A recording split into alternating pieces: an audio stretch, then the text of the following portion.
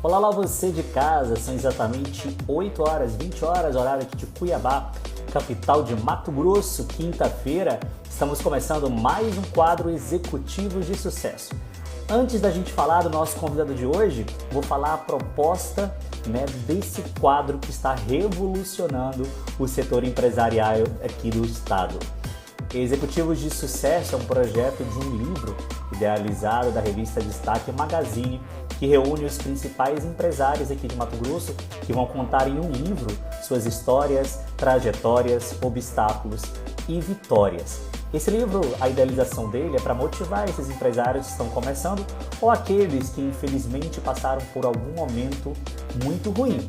Então são histórias de superação, histórias fantásticas e que você pode ter essa identificação e apreciar esse livro. Eu me chamo Yuri Lupaldi, sou jornalista, como falei anteriormente, falo aqui de Cuiabá, capital de Mato Grosso. E o nosso convidado de hoje, ele é cirurgião plástico, Nasceu em Horizontina, no Rio Grande do Sul, e está aqui em Mato Grosso desde a década de 80. Morou em fazenda, Barra do Garças, adora o CTG, Centro de Tradições Gaúchas, e tem uma paixão muito grande pela medicina do esporte. Mas o sucesso dele mesmo aqui no estado é a medicina de cirurgias plásticas. Eduardo Solter já entrou aqui na sala, vou convidá-lo.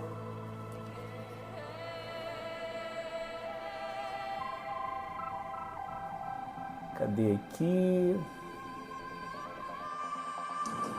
Quero que vocês digam se o volume está bom, se a conexão está boa.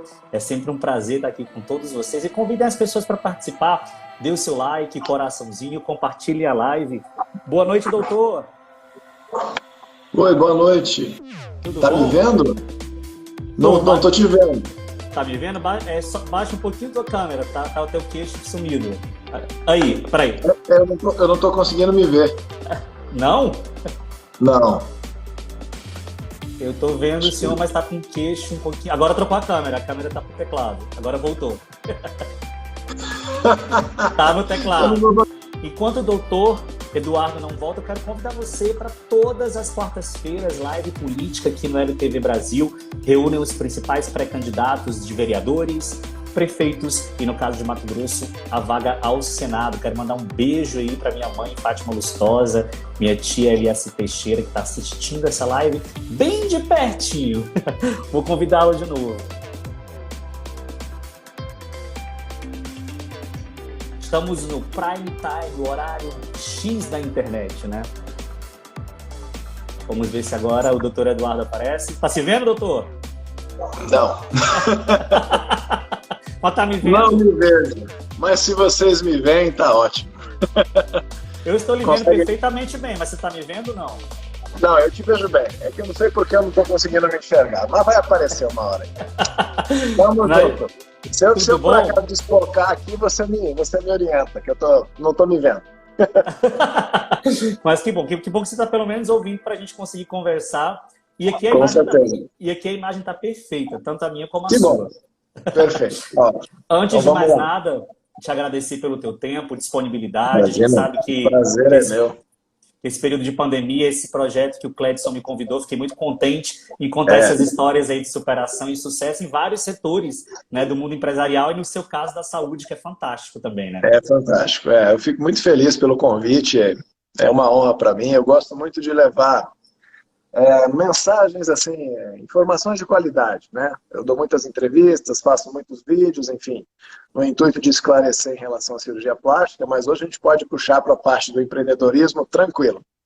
Que bom, fico feliz, porque sua história também é bastante curiosa, gostei bastante de ler. Lá de Horizontina, no Rio Grande do Sul, como muitos... Da grande Horizontina. Da grande Horizontina, terra de Gisele Bündchen. Isso. Eu queria conterrânea. É bom falar que ela é de lá, Dá um orgulho. Tem uma referência boa de lá. Doutor Eduardo, vamos começar. Os seus pais chegaram aqui na década de 80, aqui em Mato Grosso, com os ideais, como vários empresários fizeram na época, para uma vida melhor. Conta um pouquinho dessa história, como foi tomada essa decisão de sair de lá para cá? Isso, é que assim, né? Os meus pais fizeram o que muitos no sul fizeram, né? Você pode ver que no Mato Grosso tem gaúcho para todo lado, né? São cidades onde praticamente você tem cidades aqui no Mato Grosso que só tem quase gaúcho. E muito com essa intenção da lavoura, né? De fazenda e etc. Então, uma propriedade no sul, pequena, né? Eram pequenos produtores, tinham um valor alto, vamos dizer assim, na época. E naquela época da década de 70, 80, o valor das terras aqui no Mato Grosso era baixo, né? Então se conseguia proporcionalmente aumentar isso. E essa ideia veio deles, né? E eu acho que eles até seguiram exemplos de outros que também vieram.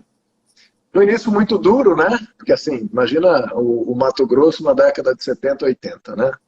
Você não tem muito recurso, né? As coisas eram mais difíceis e trabalhar na fazenda, abrir fazenda, enfim, coisas nesse sentido, né? Mas depois a coisa anda com muito trabalho, muito esmero, né? A coisa anda e eu cresci nesse meio. Eu adoro fazenda, adoro sítio, adoro essa vida mais de campo, né? A gente tem esse contato, fico muito feliz de ter tido isso. E aí depois meio que se desvirtuou um pouco, né? Acabei não seguindo muito esses passos. Depois de um certo momento meu pai também não parou de mexer com fazenda e tal, etc. E acabei me focando mais nos estudos, né? Buscando o lado da medicina aí, que na minha história, durante a formação, né?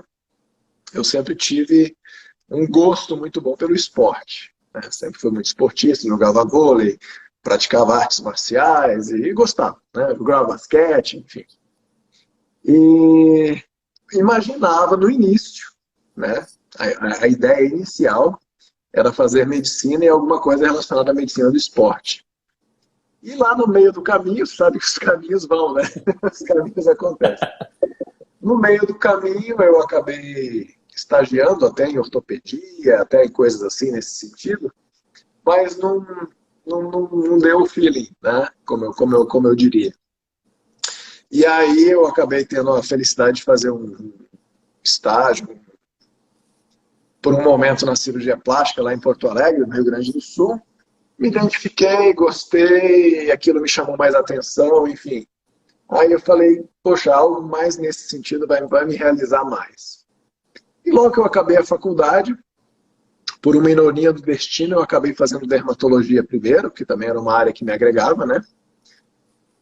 E depois que eu comecei na prática da dermatologia, fiquei como dermatologista há alguns anos, né? E aí eu senti aquela necessidade de fazer mais, porque o dermatologista não pode fazer cirurgia, não é verdade? O dermatologista ele fica meio preso ali a alguns procedimentos minimamente invasivos. E eu sentia falta de resolver realmente o problema do paciente, né? E aí acabei, as coisas conspiram, vamos dizer assim. Acabou dando certo de eu ir para o Rio de Janeiro, aí tem que fazer cirurgia geral, aí tem que fazer cirurgia plástica, né? São muitos anos de estudo, né? Muitos anos de dedicação. Mas não temos preguiça, né? Como diz o outro. Estamos fazendo, estamos trabalhando. E estou super feliz na área, né? Me dedico bastante, é uma coisa que eu gosto muito de fazer e é isso aí. Eu sempre costumo dizer que a cirurgia plástica, além, lógico, da ciência, da qualificação, Claro. ela é uma obra de arte, né? Porque ela trabalha Isso. e não somente com resultados, como o senhor mesmo colocou na biografia, mas também com a autoestima da pessoa, a vontade dela de Isso. reviver, às vezes, uma parte do corpo, quando não é só reconstrutiva, Isso. mas é alguma coisa que ela nasceu com algum incômodo, e é modificada, a vida da Sim. pessoa pode se transformar, né, doutor?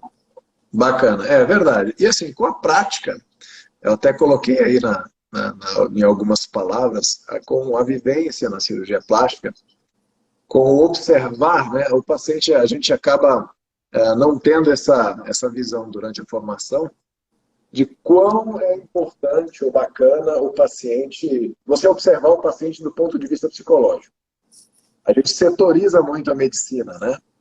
A medicina, você faz oftalmologia, só mexe com o olho, você faz ortopedia, só mexe com o osso, enfim. E a gente esquece, às vezes, de ver o paciente como um todo, certo?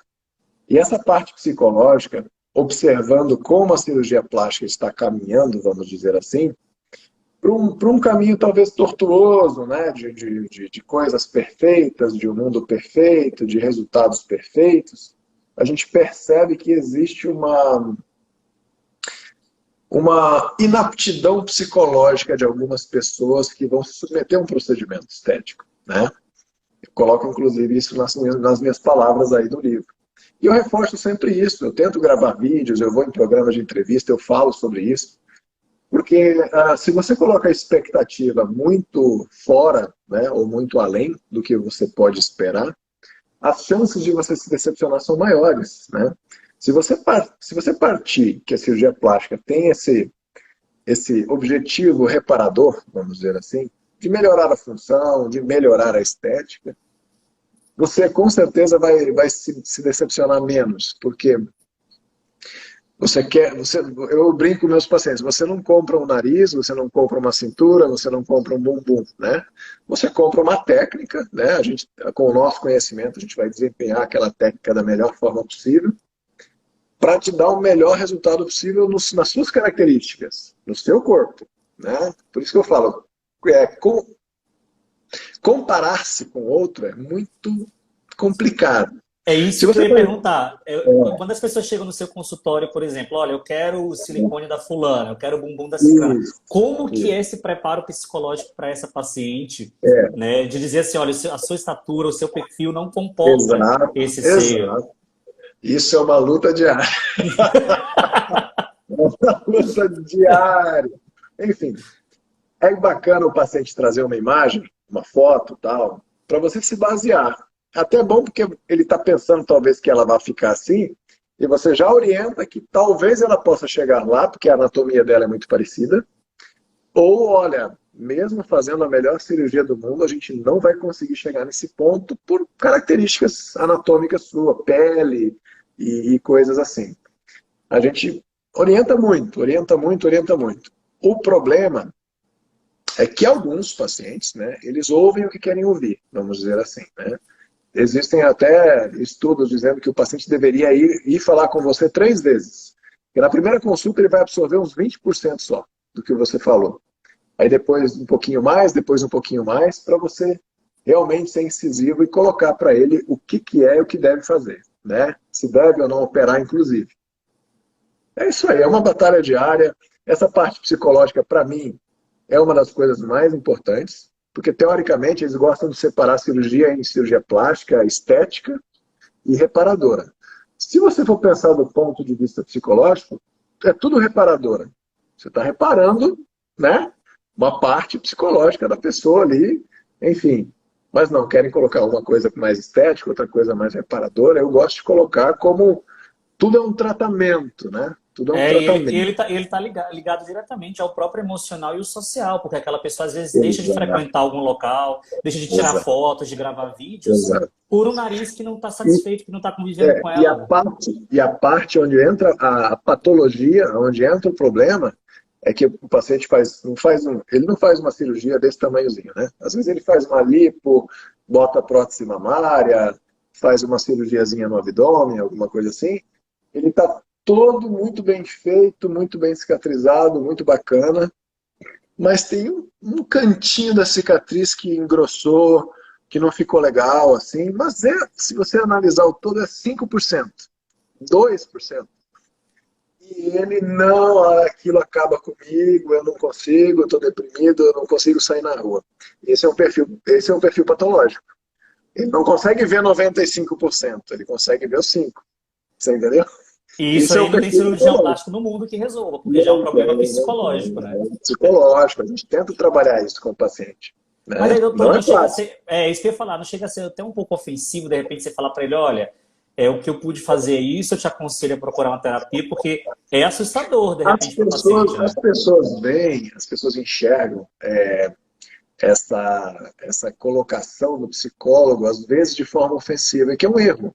Né? Total. Teoricamente, do ponto de vista perfeito, ideal, todos os pacientes que iriam se submeter a um procedimento cirúrgico, às vezes não só plástico, qualquer cirurgia, né? As cirurgias são agressivas, né? Ele deveria fazer uma avaliação psicológica antes e também uma depois, né? Primeiro para ver se ele está fazendo aquele procedimento por um motivo certo, vamos dizer assim, porque assim, o motivo é muito importante. Eu estou fazendo uma cirurgia porque eu quero me dar bem no meu trabalho. Será que a cirurgia vai fazer você estar bem no seu trabalho? Eu quero fazer uma cirurgia para salvar o meu relacionamento. Será que a cirurgia vai salvar seu relacionamento? Né? Talvez o motivo não é bom. Né? Não, eu estou fazendo uma cirurgia por mim, aquilo me incomoda, eu gostaria de melhorar e tal, enfim, já é um motivo melhor. E se for um motivo secundário, ele pode ser frustrante, né? Pode piorar, Exato, inclusive, a situação. exatamente. E no depois, né, para colocar o paciente um pouco dentro da realidade, né? Por quê? Porque nós temos um período pós-operatório longo, vai ter inchaço, vai ter roxo, vai ter edema, vai ter um período de cicatrização, o paciente quer entrar numa máquina de um lado e sair do outro já pronto, lindo, maravilhoso. E isso demora, né? E também para colocar ele dentro de uma realidade do que ele pode esperar, entendeu? Da cirurgia, aquela expectativa real e não aquela expectativa, às vezes, hollywoodiana que não vai ser alcançada. Com certeza. Doutor, eu Sim. recebi algumas perguntas, né, durante essa semana que a Pode gente mandar. anunciou Bacana. e algumas pessoas eu meio que compilei e tentei juntar algumas dúvidas em uma só. Por Claro. exemplo, existem procedimentos como Botox, né, que Sim, hoje tem gente a partir de 20 e poucos anos que já está fazendo, né? sim, E sim, não somente os cirurgiões plásticos, como dermatologistas, sim. técnicos de enfermagem, clínicas estéticas do bairro. Dá um Certo. aviso para essas pessoas se tem idade mínima, como é esse procedimento e se Claro. realmente só quem está autorizado a fazer isso são médicos. Funciona da seguinte forma, né? O Botox ele já saiu um pouco do quesito tratamento, né? Ele já começou a entrar no quesito prevenção, vamos chamar assim. E cada vez mais cedo as pessoas estão fazendo. Eu, por exemplo, eu vou usar meu exemplo, né? Eu faço Botox desde os 28 anos.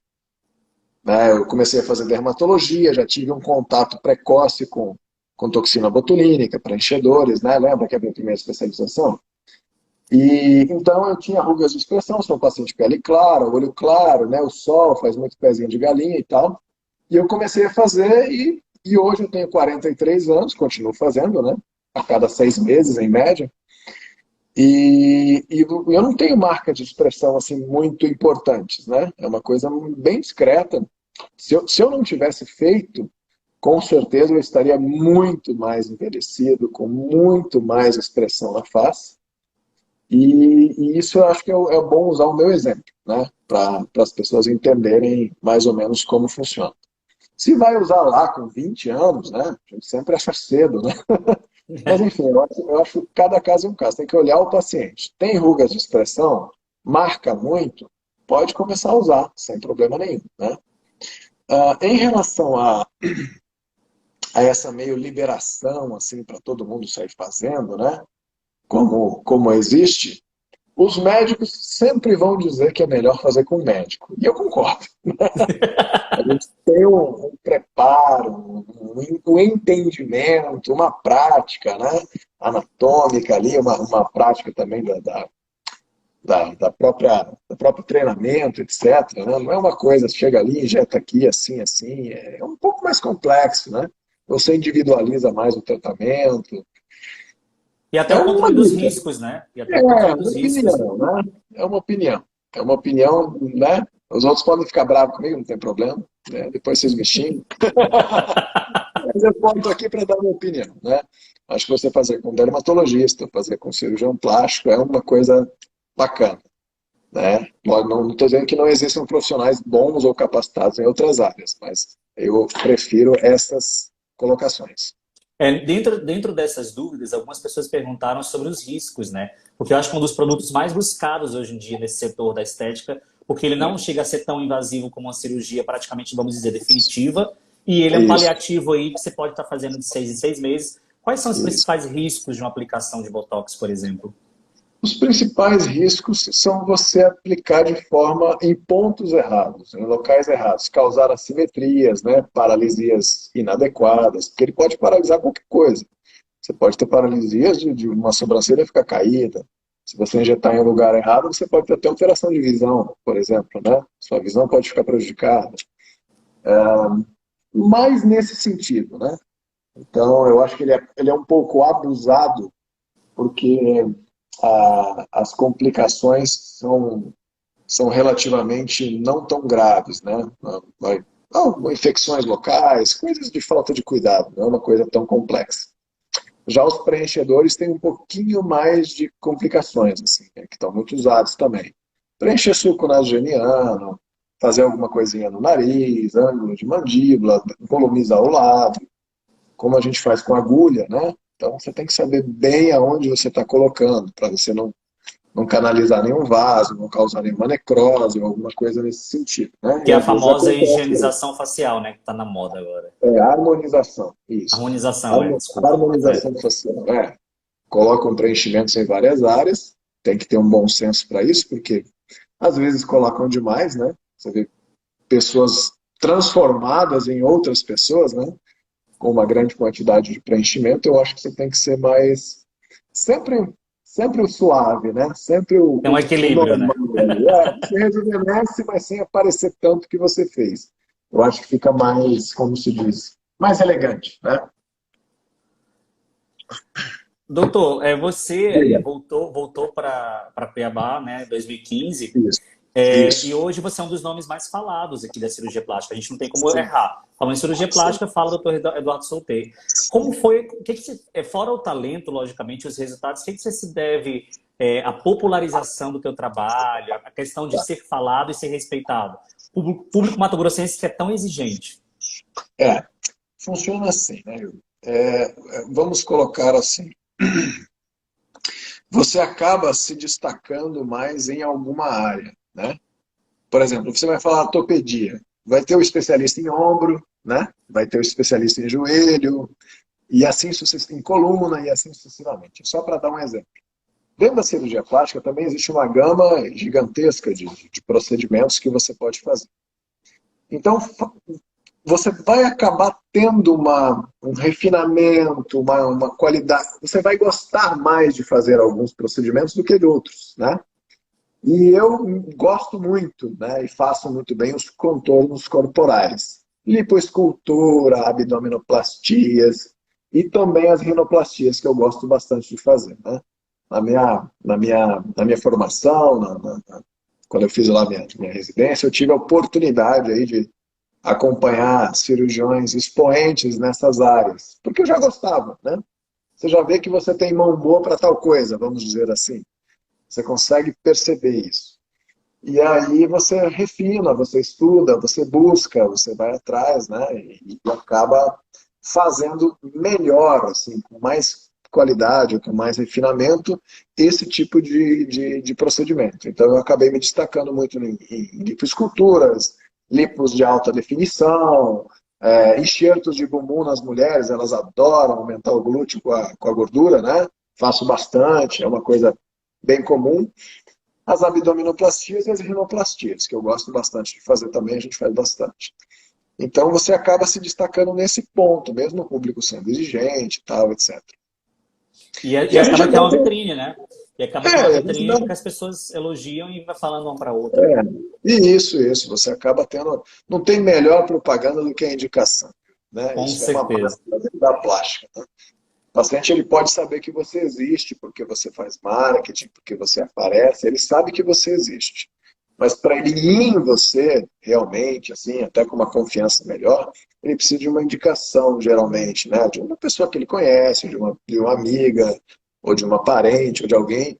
Então isso é muito gratificante, porque a gente tem esse retorno, né? As pessoas que você opera vão te trazer outras pessoas que vão operar com você porque estão felizes e satisfeitas, entendeu? Com certeza. Doutor, com a globalização, um dos efeitos que a gente pode falar populares foram as redes sociais. As redes sociais Sim, estão sendo usadas por todos os setores, sem exceção. Elogio político, sim, os grandes cirurgiões estão usando bastante, sim. stories, YouTube. Isso. Como é que o senhor Sim. vê essa exposição, no caso da cirurgia plástica, por exemplo, como o Dr. Hollywood, que mostra Sim. procedimentos invasivos, sangue. Como é que o É, senhor vê esse tratamento da cirurgia plástica nas redes sociais? o que que acontece, né? Os americanos, vamos nos comparar, por exemplo. Os americanos, eles podem colocar antes e depois, eles podem fazer coisas mais expor mais o paciente. A gente aqui não pode. Nossa legislação ela é bem restritiva em relação a isso. A expor o paciente, a filmar a cirurgia e colocar e etc. A minha opinião é apenas que eu respeito a nossa legislação, certo? Eu acho que deveria ter um pouco mais. Por exemplo, eu vou dar um exemplo. Eu operei uma paciente americana, conhecida minha, amiga minha, ok. E aí ela indicou outras amigas para talvez vir aqui operar, né? E aí ela falou assim, o nome dela é Adriana, inclusive. Adriana, eu entro no site dele, mas eu não vejo os resultados dele, né? Como é que eu vou saber se ele é bom? Aí ela me questionou. Eduardo, você não bota lá no seu site as coisas? Eu falei, não, Adriana, aqui a gente não pode fazer isso. Como lá é muito comum eles fazerem, ela perguntou assim, mas como é que você vende o que você faz se você não mostra? E a gente fica assim, né? A gente não pode mostrar, né, os nossos resultados, tal, enfim, a gente fica nessa coisa de indicação, etc. Eu acharia mais justo você poder postar, por exemplo, resultados, né? Claro, Não você se o expor, paciente autoriza, não tem problema. não você expor cirurgia, não aquelas coisas de sangue, etc., que eu acho que é desnecessário, né? Mas, assim, você expor pacientes que você operou, né? Como é que se diz? Autorizam o uso da imagem e tal, para você, teoricamente, vender o que você faz, né? Então, eu seria a favor, mas a nossa legislação não permite, então a gente respeita, né? Com certeza. Doutor, como a gente está falando da biografia, eu queria saber Sim, qual a importância do senhor hoje, a família, o pai e a mãe do senhor, hoje como um suporte, né, para dar esse sim. direcionamento na sua carreira. Olha, como eu te falei, eu tive a felicidade, né?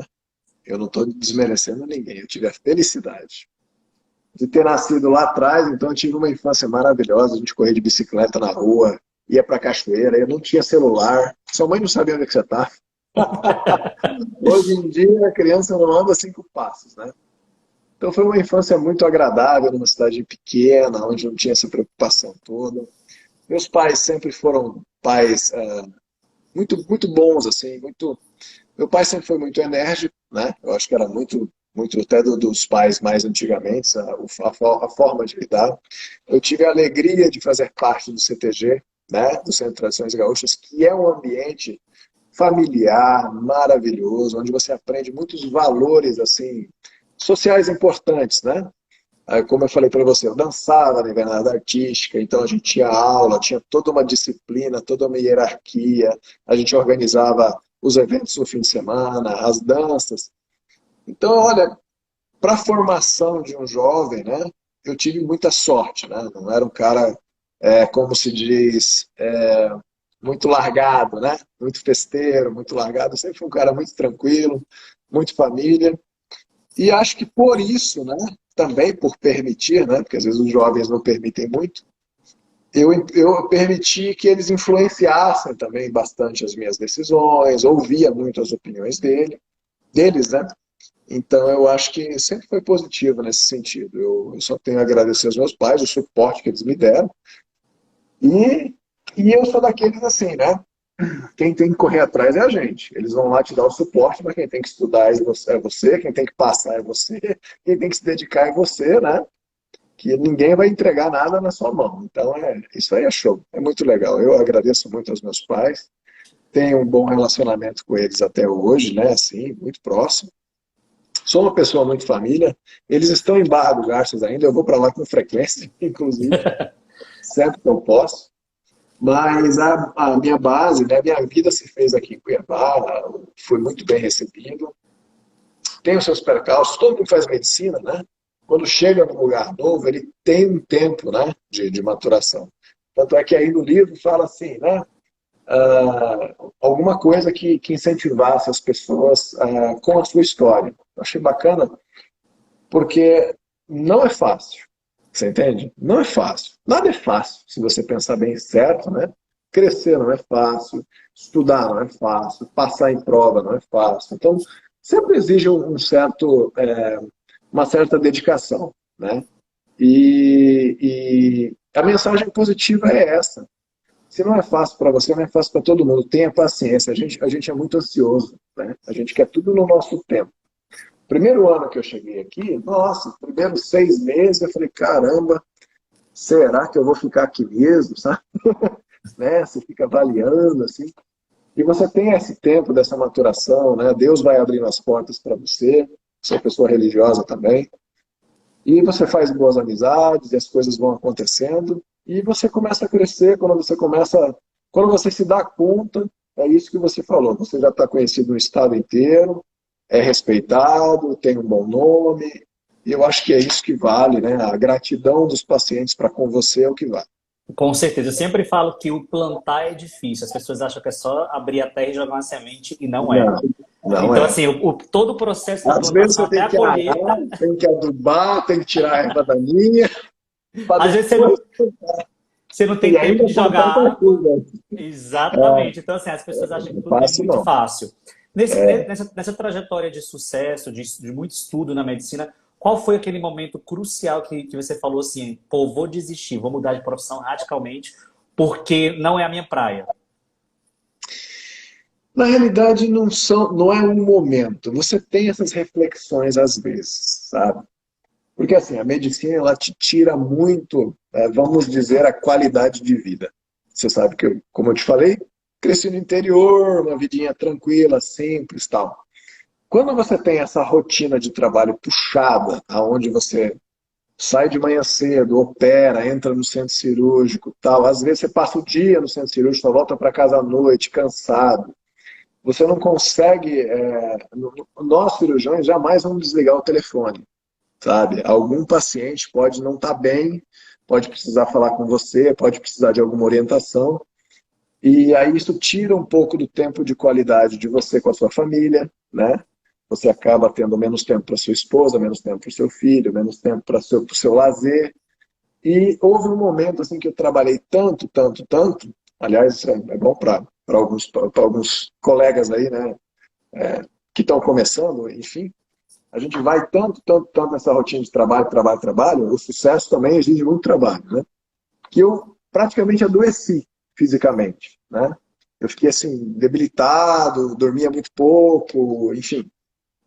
Acabei passando por um momento de reflexão, vamos dizer assim. Cara, será que eu estou fazendo o melhor para mim, né? Será que a vida é isso mesmo? Será que eu, né? Eu fiquei meio mal. Você entra nessa paranoia. Todo mundo uma hora É, tem isso, alguma né? hora passa, é Será que normal, eu, né? será que eu estou fazendo tá certo mesmo? Será que é assim mesmo, né? A gente se questiona, e se questionar é bom, porque muitas vezes reforça aquilo que a gente tem de melhor, né? E você acaba colocando para crescer. Você cresce com aquilo, né? As pessoas podem notar que achar que é um tipo um momento de fraqueza. Ah, você está pensando, sei lá, em desistir? Não. É aquele momento onde você está ali numa autoanálise, você está se questionando, você está.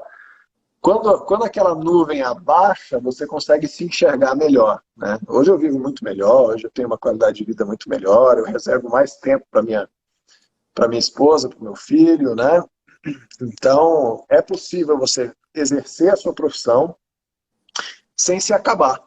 Você Não, entende o que eu com quero dizer? certeza. Com certeza. Eu E perguntei, eu os perguntei. médicos, os médicos fazem muito isso. Os médicos se acabam, trabalham muito, muito, muito, muito. E eu gosto de falar uma coisa: a gente aprende muita coisa na vida e eu gosto de falar uma coisa: rico é quem tem tempo. Se você não tem tempo, parceiro, pode você estar dormindo numa montanha de dinheiro, você é pobre. Você Com entendeu? certeza. Riqueza é você conseguir fazer um trabalho digno, obviamente, você precisa trabalhar, mas ter tempo para sua esposa, para seu filho, para um lazer, para um final de semana, para uma viagem, isso é riqueza, saúde, né? E aí quem agradece e quem realmente torce para ter esse tempo é a Graziella e o Henrique, né? Que Exatamente. acaba dizendo assim, Eles ficam papai, meu felizes. marido não pode, não pode ficar 24 horas no hospital. E É, como que é, por exemplo, ter uma agenda cheia, porque realmente quando você tem um sucesso profissional é natural que tem, você tenha várias procuras, tem. e tentar conciliar isso. Eu perco dinheiro, dou tempo para a família, como é Eu administrar isso no dia a acabei, dia? para fazer essa live, eu acabei de chegar em casa. Né? Eu cheguei em casa, tomei um banho, belisquei alguma coisa e estou aqui. Né? Então você chega tarde, Vai terminar aqui, eu já vou ficar com meu filho um pouco, daqui a pouco ele vai dormir, daqui a pouco eu vou dormir também, amanhã começa de novo. Mas a gente tem que criar uma agenda, né? É o que eu sempre falo, assim, na cirurgia plástica, pelo menos na parte mais voltada para a parte estética, não existe essa urgência, né? Você não tem que sair correndo aí atrás do hospital, operando, não. Tudo é marcado, tudo é colocado lá na sua linha e você consegue fazer várias cirurgias por semana com uma agenda mais organizada, né? Antigamente a minha agenda era, eu operava de segunda a sábado, chegava em casa às 11 horas da noite, aí eu falei, não, isso não é vida não. Agora dá para organizar mais. Dá. Doutor, tem mais uma pergunta aqui. É Maria Eulália, de Rondonópolis. Ela pergunta: Yuri, doutor Eduardo deve ter muito mais conhecimento que eu, que sou uma pobre mortal. Achei interessante a forma que ela colocou aqui. Sim, Em relação às cirurgias em outros países que muita gente vai fazer, principalmente na América do Sul, né? Peru, sim, Bolívia, Venezuela, Colômbia. Na medicina, existe um padrão aí, o senhor aconselha? Logicamente que a gente quer trazer para o nosso país, mas existem sim. bons cirurgiões, clínicas confiáveis, porque assim, o valor em si, as pessoas questionam muito que é absurdamente menor. E a qualificação, a academia, sabe, a especialização. Olha, eu já questionei isso para algumas pacientes, né? Ou que estavam com vontade de ir, ou que algumas já foram, né? E, teoricamente, pela minha comparação de custos e valores, não era tanto assim, sabe, a diferença, Uhum. né? Sei lá, 2, 3 mil reais. Nossa, será que valeria a pena passar por tudo isso, uma viagem, né? Uma coisa mais arriscada? Porque o que acontece? A cirurgia não é só um ato. Você tem uma infinidade de coisas que pode acontecer à frente disso. Você pode ter um hematoma, você pode ter um seroma, você pode ter abertura de pontos, você pode ter necrose de pele, você pode ter uma trombose, você pode ter uma embolia, você pode ter um monte de coisas. E os pacientes não fazem conta desse risco. Apesar da gente explicar para eles na cirurgia, graças ao bom Deus, é muito raro acontecer, mas pode, né? Se você vai se deslocar para um outro país, é uma grande distância, às vezes você não faz um pós-operatório adequado, você não fica muito tempo lá, você já volta, às vezes volta de ônibus, né? Que a gente tem muito contato, porque a gente Tem. vai muito em Bolívia aqui, por exemplo, né? E se ele tiver algum tipo de complicação, dificilmente um profissional daqui vai botar a mão, né? A gente já vê muitas complicações de lá. Não tenho nada contra, nada em detrimento, mas a gente observa que a qualidade técnica é pior, assim, né? Do que os nossos colegas aí, nossos vizinhos. Então, a sugestão é se programar. Como eu te falei, o tempo, né? Hoje em dia você consegue programar uma cirurgia, você consulta um ano antes. Eduardo, eu quero operar no final do ano que vem. Você já olha, já avalia, já passa o orçamento, ela já vai pagando aos poucos, né? Todo mundo consegue operar hoje em dia. Se você operar na sua casa, ou no conforto do seu lar, com seu cirurgião do lado, caso aconteça alguma coisa, eu acho que é mais interessante, né? As pessoas acabam pormenorizando muito a sua vida, né? Elas não pensam assim. Com E certeza. fazem cirurgias demais também, procedimentos demais de uma vez, tudo tem seu risco, né? Quanto mais você aumenta o tamanho da cirurgia, mais risco você tem. Então isso é uma coisa diária, como eu falei para você lá no início. Também é uma batalha diária você explicar isso para o paciente, colocar o que é seguro, o que não é seguro, o que não deve ser feito no mesmo momento. E muitas pessoas querem fazer aquilo que está na cabeça delas e pronto. Algumas você vai convencê-las de que não é adequado e outras vão viajar para a China para fazer cirurgia e fazer o que elas quiserem. Então isso é muito importante, esse perfil psicológico, você observar e ver se realmente aquela paciente deve operar, se ela está com visualizações assim muito exageradas, né? Mas eu não recomendo, não posso obrigar ninguém a não ir, mas não é recomendável, nenhum cirurgião aqui Não recomendaria, é. né? Não, e é interessante falar isso porque as pessoas, como o senhor falou, não colocam na ponta do papel o valor da cirurgia. A gente tem que ver que tem deslocamento, tem hotel, tem os riscos, Exato, um exato. pré-operatório bem feito, os exames em laboratórios confiáveis. Como é que você vai se deslocar para outro país sem ter esse conhecimento todo, se é realmente confiável, né? E depois, né, tem toda uma coisa que pode acontecer, né, igual eu te falei. Então a gente tem, eu já peguei muitos pacientes que vieram de outros lugares, assim, de outros países, que operaram para fazer correções, para fazer revisões de cirurgia, tal, etc., porque não é nem aquele ponto do paciente dizer, eu não estou muito satisfeito com os. Não, ficou deformado mesmo, né? Deformou o paciente. Né? Então a gente pega isso não com tanta infrequência, Com infelizmente. certeza. Antes de passar para a próxima pergunta, Sim, doutor Eduardo, eu quero elogiar aí as pessoas que estão participando. Eu não dou conta de ler tudo, mas tem que bom. bastante fãs aí, ó. Meu lapidador, meu Fico médico, meu feliz, já cirurgião. mando diamantes aí, muitos diamantes. Lapidado. É. Legal. Que bom. Outra pergunta que eu acho super interessante é a procura pelo público masculino. Como é que está hoje em dia? É meio a meio ou não? Majoritariamente são as mulheres que procuram. Não, Como é não. que está? Era assim. 99% eram mulheres, 1% eram homens. Agora já melhorou. Nós já temos aí 80% mulheres, 20% homens. Apesar de parecer pouco, nossa, isso é uma vitória gigantesca. Mas as cirurgias que os homens mais fazem, que eu acho mais interessante, né? O homem faz bastante pálpebra, cirurgia de pálpebra, que envelhece, né? Nariz, é uma cirurgia muito comum em homem, certo? E também as lipos, né? As lipoesculturas, enfim. Hoje mesmo atendi paciente homem lá, tal, queria fazer lipo, tal, etc. Então está aumentando essa procura, tal, etc. Então eu acho que é uma tendência, né? Cada vez mais vai ganhando um pouquinho mais de espaço. Mas como as mulheres elas têm mais, não vamos chamar de dano, né? Acontece um pouco mais de alterações, né, na sua anatomia, por causa da gestação, por exemplo, que é uma coisa muito comum, né? Todas as gestações vão deixar lembranças. Vai deixar flacidez no abdômen, vai alterar a musculatura, a mama às vezes cede, enfim. Vai acumular gordura localizada em outras regiões. Então as gestações sempre deixam lembranças. E o homem não passa por isso, né? Por isso que geralmente os homens fazem as cirurgias um pouquinho mais para frente. Quando eles são mais jovens, eles fazem lipo, né? Às vezes nariz. E lá na frente ele também vai fazer ou nariz, ou pálpebra, ou até um liftingzinho aqui de colocar o rostinho mais jovem, né? Hoje está todo mundo querendo ficar mais jovem mais tempo. Não, e o homem a gente vê que tem mais dificuldade de falar que fez, né? A mulher vai orgulhosa para a É. clínica de cirurgia, tira foto com o cirurgião. O homem ele já mais Não, nada, não vou não. sair falando que. Uma ou outra gosta de esconder, gosta de falar que só fez dieta, né? Uma ou outra, mas a maioria fala. Meu Deus do céu. Doutor, outra pergunta que é pertinente ao momento que estamos passando, né? Infelizmente, pandemia, coronavírus, Covid, muitas mortes, o mundo parou em relação a isso. Todos os profissionais foram afetados, a grande maioria, outros trabalharam mais, logicamente, principalmente vocês da área de saúde, os que ficaram na linha de frente, né, com o problema. Como é que ficou esse setor aí da cirurgia plástica nesse momento? A gente sabe que teve algumas paralisações, mas foi muito afetado. O senhor foi para outra área para ajudar no combate ou não? Ficou na retaguarda? Como é que foi esse processo aí nesse período?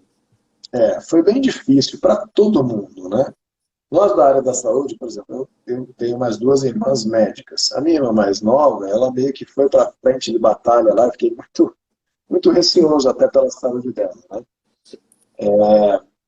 Mas, falando especificamente da plástica, graças a Deus ela está bem até hoje, né? Mas falando especificamente da plástica, a gente sentiu bastante porque a gente segue as normas, vamos dizer assim. O cirurgião plástico ele segue as normativas, né? O CRM sugeriu não fazer cirurgias eletivas nesse período, logicamente, porque talvez a chance de contaminação fosse maior e a gente respeitou. Então teve aí meses que a gente ficou sem operar, somando, né, separadamente, deu no mínimo aí uns 60 dias praticamente sem poder fazer cirurgia nenhuma. Isso afeta muito, né? Todo mundo tem a sua rotina, tem suas contas, tem os seus compromissos. E os pacientes também, e não porque a gente não queria, o paciente estava querendo operar. É a gente que não podia e queria realmente cumprir com as normas corretas. Felizmente, a partir de agosto, a gente voltou a trabalhar. Vamos dizer que normalmente, esses cuidados que a gente vem tomando, eu acho que não vão mais sumir, né? A gente está procurando operar os nossos pacientes em hospitais onde Não tem a Covid internado, né? Sejam hospitais mais específicos de plástica, fazem vários exames pré-operatórios nesse sentido também, para ver se o paciente por acaso não está contaminado. Ele ter certeza que ele operou e está sendo operado sem esse risco. E a gente recomenda para os nossos pacientes que operam que ele fique no mínimo uns 15 dias sem ficar recebendo visita, sem ficar passeando no shopping, né? Fica em casa um pouquinho, segura um pouquinho, porque depois aí de 3, 4 semanas ele já está, vamos dizer assim, com o sistema imune bem recuperado, tranquilo, né? E tem as mesmas chances do que eu e que você. Com Mas a gente certeza. quer que ele não pegue, que ele fique bem. Então, tomando os cuidados adequados, não há por que não fazer. Até porque, infelizmente, eu creio que vai fazer parte das nossas vidas, né? Por um bom tempo.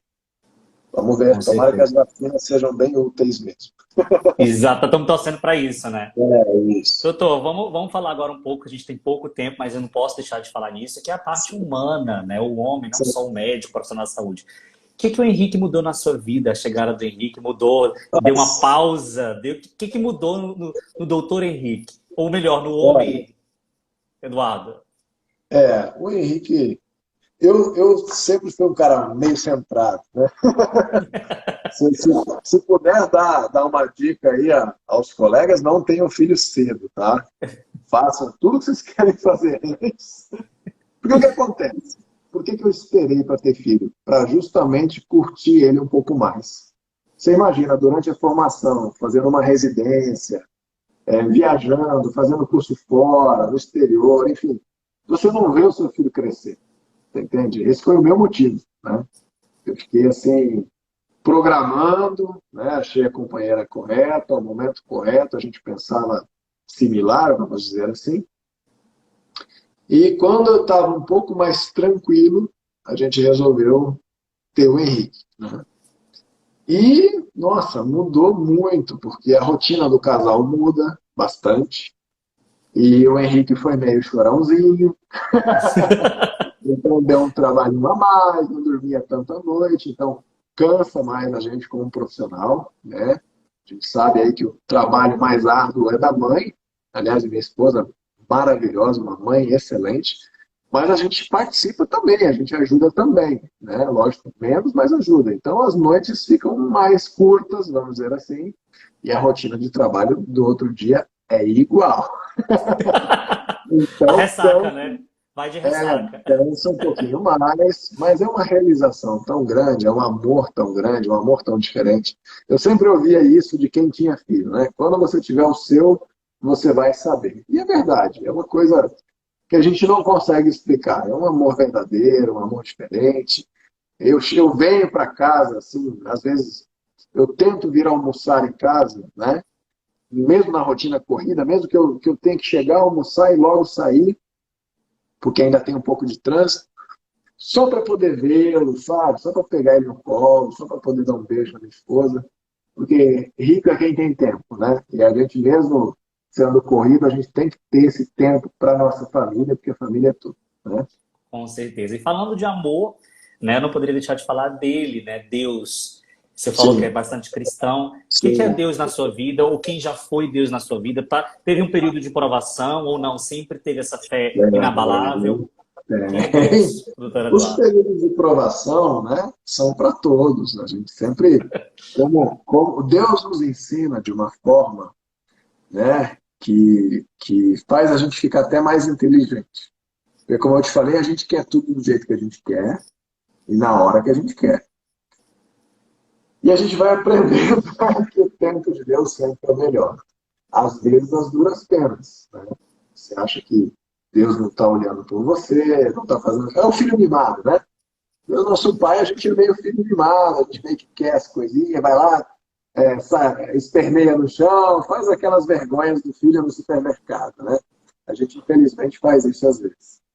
E a gente tenta entender e compreender os desígnios de Deus. Eu acho que o mais legal é isso. Poxa, se a coisa não está acontecendo para mim por esse lado, né? Os porquês, eu sempre falo para minha mulher. A gente sempre agradece, inclusive, os livramentos, né? A gente agradece todos os dias os livramentos que Deus nos deu. Porque muitas coisas não aconteceram porque Ele nos livrou e a gente achava que aquilo poderia ser bom para a gente, né?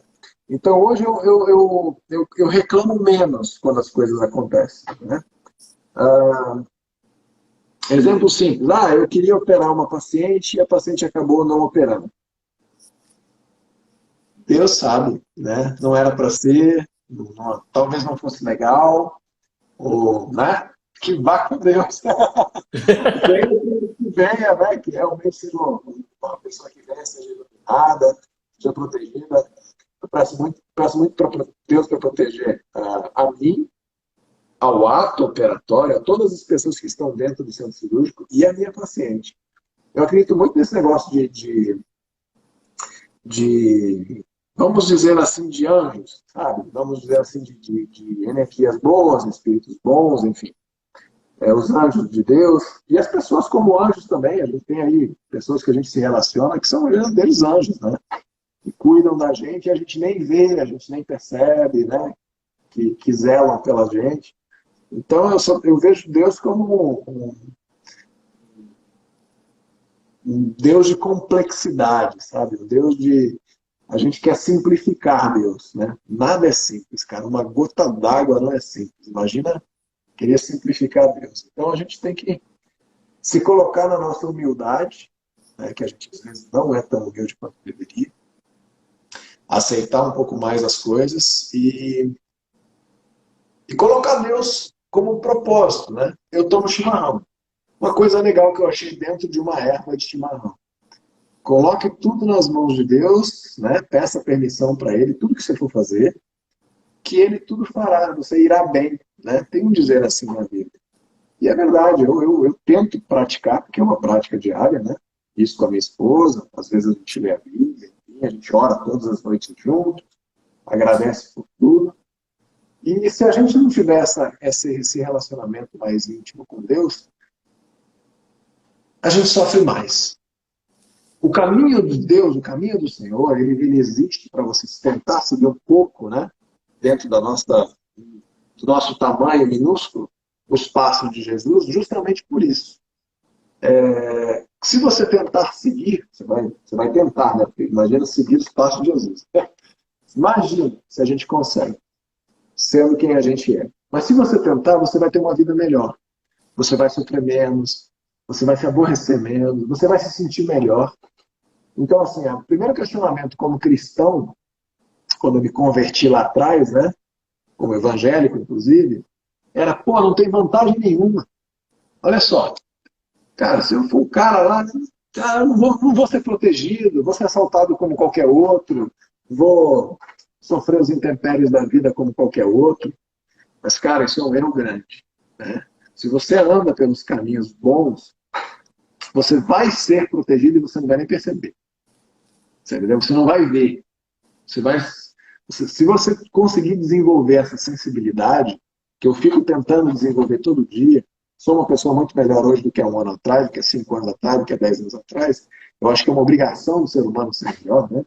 Nossa, antigamente eu reclamava de tudo, hoje, cara, eu agradeço tudo, você entendeu? Não reclamo de nada, está tudo ótimo.